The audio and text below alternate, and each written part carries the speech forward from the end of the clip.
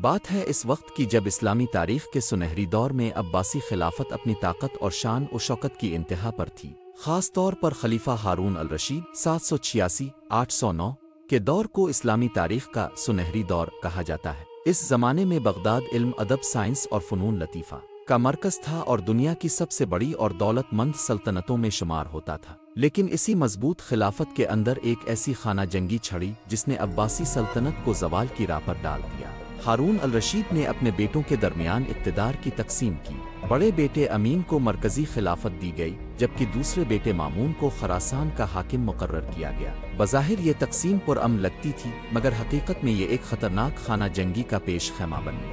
امین اور مامون کے درمیان کشمکش بڑھتی گئی۔ امین کو عرب امراء اور بغداد کے درباریوں کی حمایت حاصل تھی جبکہ مامون کو ایرانی وزراء اور خراسان کی افواج کا سہارا تھا۔ یہی اختلاف بعد میں کھلی جنگ میں بدل گیا۔ سن 809 میں ہارون الرشید کی وفات کے بعد امین خلیفہ بن گیا لیکن مامون نے اقتدار کے لیے اپنی پوزیشن مضبوط کرنی شروع کر دی۔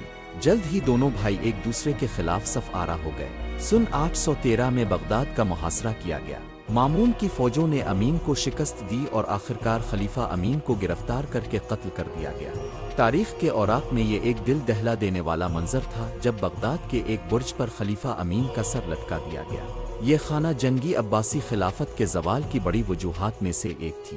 اس کے بعد خلافت اگرچہ مامون کے ہاتھ میں مضبوط ہوئی مگر اس عظیم سلطنت کے اندرونی اختلافات اور کمزوریاں مزید بڑھتی گئیں۔ یوں عباسی خلافت کا سنہری دور رفتہ رفتہ زوال پذیر